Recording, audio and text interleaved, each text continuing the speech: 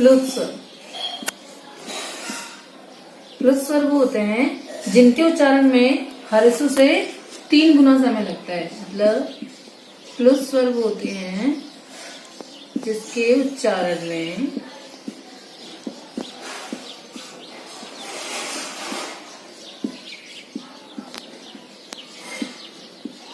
हारिस्व स्वर से 3 गुना ज्यादा समय लगता है।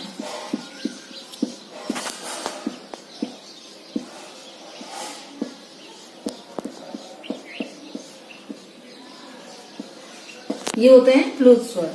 कौन से होते हैं ये? जैसे ओम, राम। जो ये एस की तरह बना हुआ नजर आ रहा है इसको बोलते हैं प्लुत। मतलब इनके उच्चारण में 3 गुना समय लगता है। जैसे ओम, राम, इस तरह से। तो हमने पढ़ा हरिस्व, दीर्घ और प्लुत। हरिस्व कितने होते हैं संख्या में? 4। दीर्घ कितने होते हैं? 7। और प्लुत क्या होते हैं? जिनके उच्चारण में हरिस्व से 3 गुना समय लगता है वो होते हैं प्लुत स्वर। अब हम देखेंगे जो स्वर हैं उनको हम और किस रूप में प्रयोग कर सकते हैं। मतलब स्वर का प्रयोग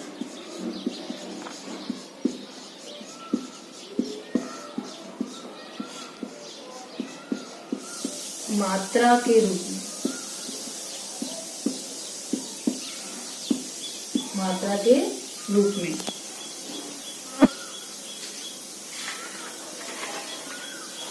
जो स्वर की मात्राएं होती हैं, स्वर होते हैं, उनको हम 2 रूप में करते हैं प्रयोग। एक मूल रूप में और एक मात्रा के रूप में। जैसे 2 शब्द देखे हमने, मानो उदाहरण के तौर पर देखते हैं हम। जैसे इठलाइए, एक शब्द तो ये है और एक शब्द है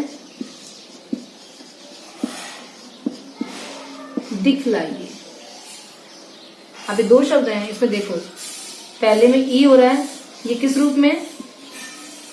मूल रूप में। और इसमें जब द है, इसमें ई किस रूप में आ गया? मात्रा के रूप में। मतलब जो स्वर हैं उनको हम 2 रूप में प्रयोग कर सकते हैं, मूल रूप में भी और मात्रा के रूप में भी। ऐसे ही एक और उदाहरण देखेंगे हम। उठो और बैठो। अब उठो में जो ऊ है ये कौन से रूप में है? मूल रूप में। और इसमें ठ में ओ की मात्रा आ रही है, तो ओ किस में आ गया? मात्रा के रूप में। ठीक है। अब है बैठो।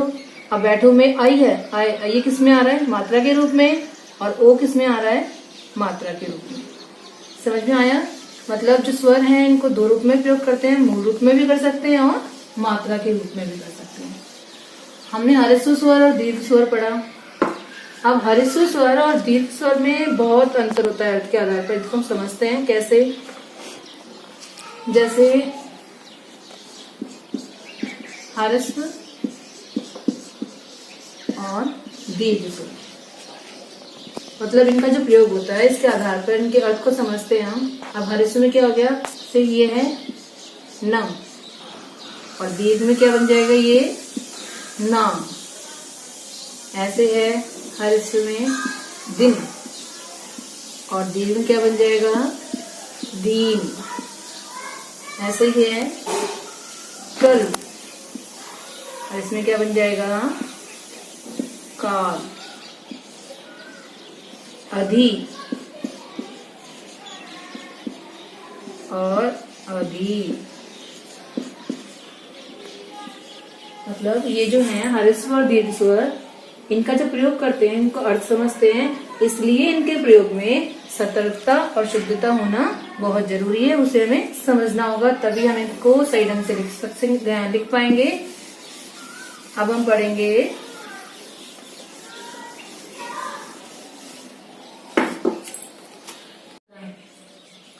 अब हम पढ़ेंगे मात्रा। मात्रा क्या होती है? मात्रा होती है जब स्वरों का मेल व्यंजन में होता है तो उनका रूप परिवर्तित हो जाता है। मतलब जब स्वरों का मेल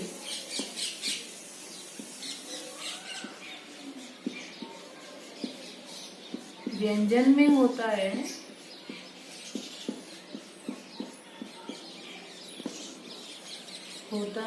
तो उनका रूप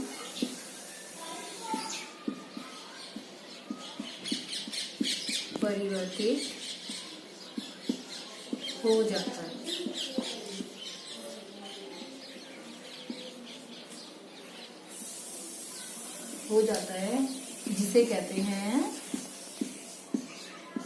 जिसे कहते हैं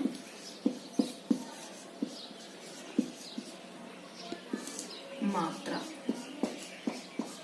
तो मात्रा क्या होती है कि जब स्वरों का जो रूप है वो व्यंजन में आता है तो उसका रूप बदल जाता है तो वो कहलाती है मात्रा। अब देखिए हम, जैसे स्वरों का मूल रूप है कैसा होता है? स्वरों का मूल रूप क्या है? ए, आ, ई, उ,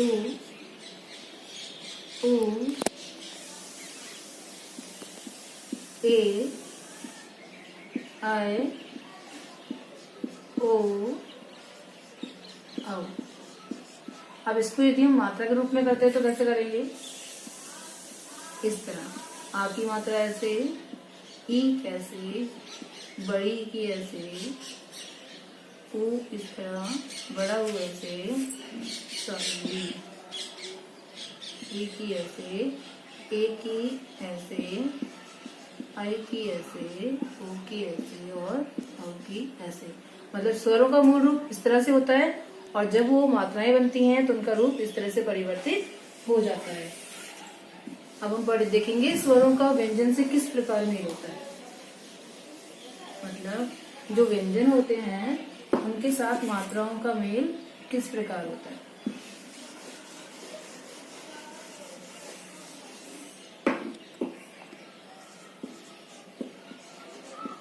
व्यंजनों के साथ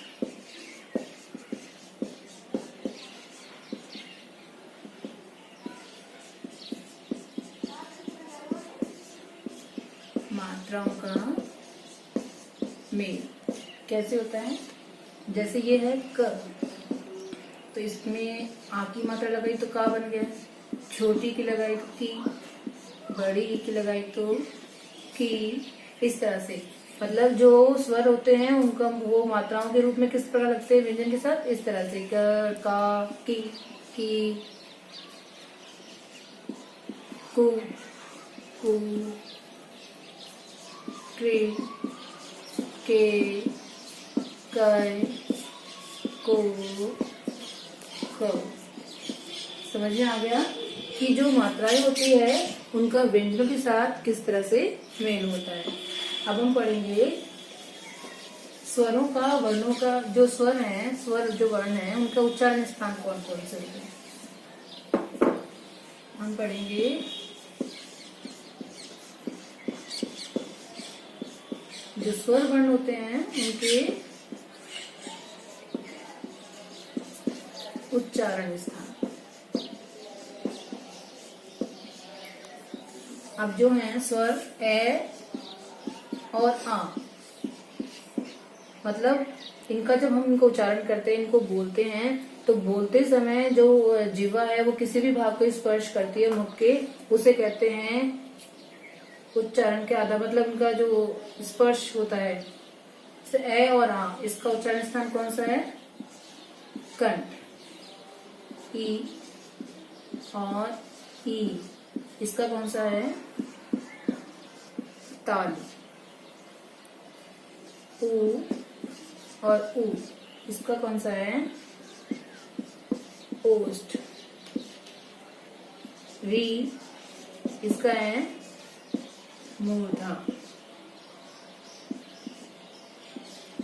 ए, आय, इसका है